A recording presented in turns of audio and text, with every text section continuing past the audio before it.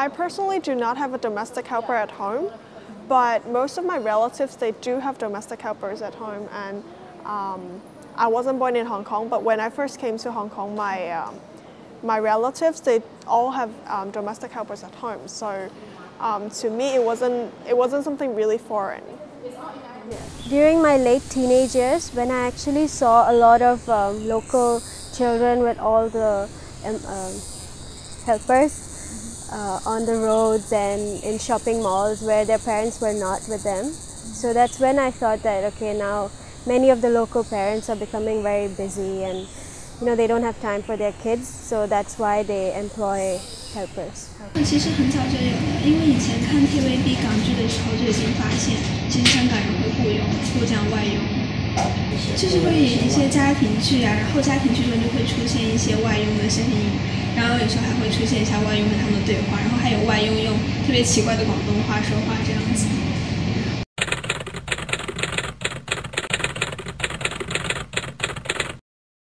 In the past, well, as I observe, I think languages was one of the obstacles because, like 10 years ago, the domestic helpers, they do not really speak Cantonese and they only speak English.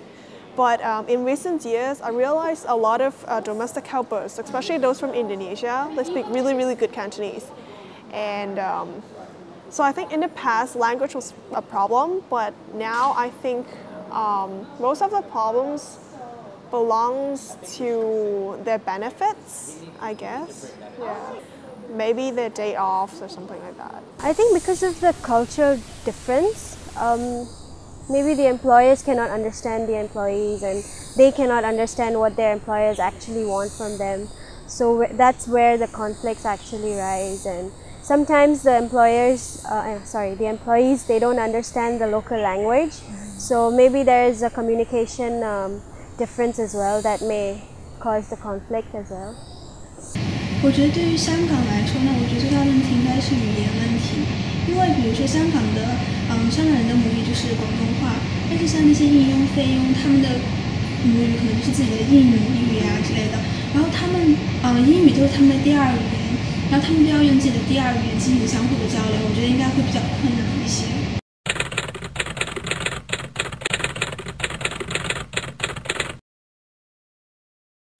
I think those cases are really extreme. I mean, throughout so many years, we've only seen just a couple of such extreme cases in Hong Kong. But then, I guess, most directly speaking, the employers will be the party that is most responsible for the cases because, they are being cruel and they are being bad for the employees.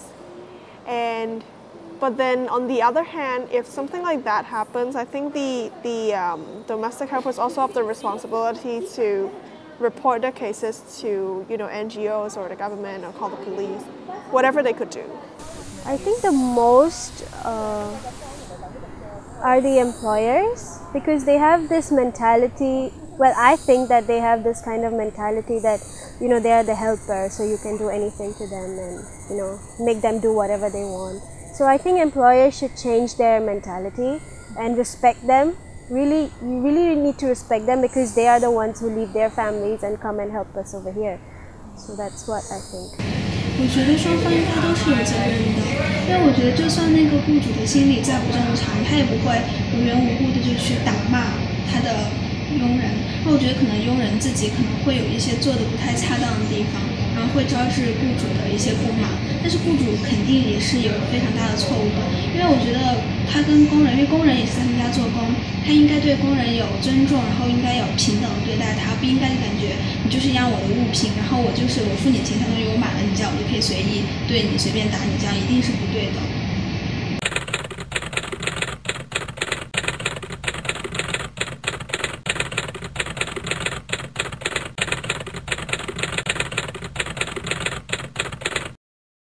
I think, well, if I were the employer, I would fire that employee immediately because I hire her to take care of my son, but not to educate him or to train him in any means, by any means. I mean, if my son it's really misbehaving, then then I guess it is the parent's responsibility to educate him instead of the domestic helper. For me, I think my son's safety is the foremost thing, so I would fire her actually, because if an employee doesn't respect the kid, doesn't take care of the kid, I've kept her for my kid, so if you're not, she's not really, taking care of him and abusing him, so I would fire her actually. 我觉得首先我可能会辞退这个佣人，然后其次我会去把他告上法庭，然后通过一些法律的手段。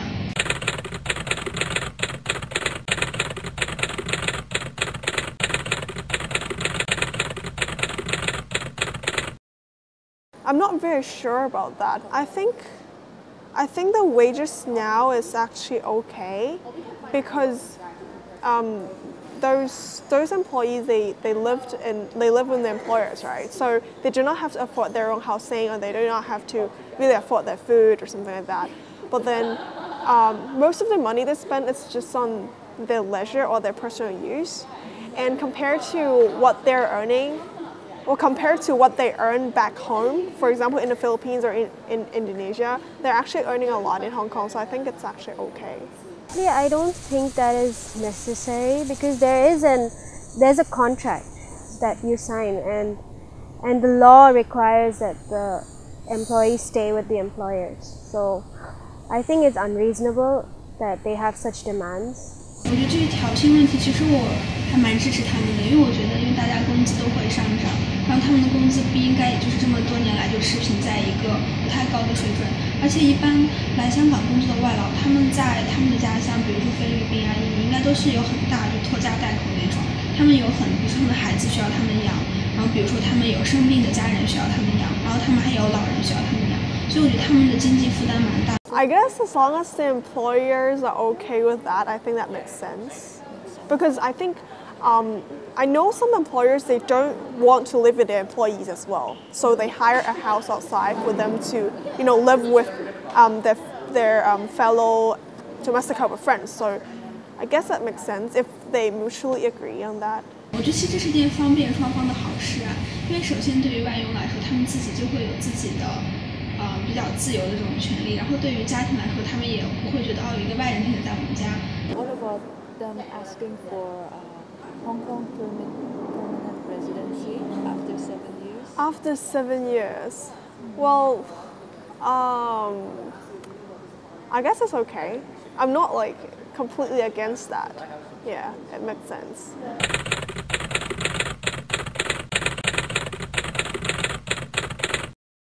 I guess not when I start working, but then when I have a family and I have those household needs. For example, I need someone to do my housework for me, or when I have a kid in the future. So I guess that makes sense to have it at that stage. Yeah. Depends on the situation. If I can do a lot of things by myself, I prefer to do it myself. But yes, if I have a kid or I have old parents to take care of, then I have no other choice but to keep a maid. 我应该不会请外劳，因为我觉得毕竟是交流起来不会有本地劳工这么方便了，而且至于一些风俗习惯、信仰习惯，我可能都不是特别了解。然后我比起外劳，我更愿意倾向一个自己本地的人，然后因为他就会更了解我的生活，然后我也可以给予他更大的信任。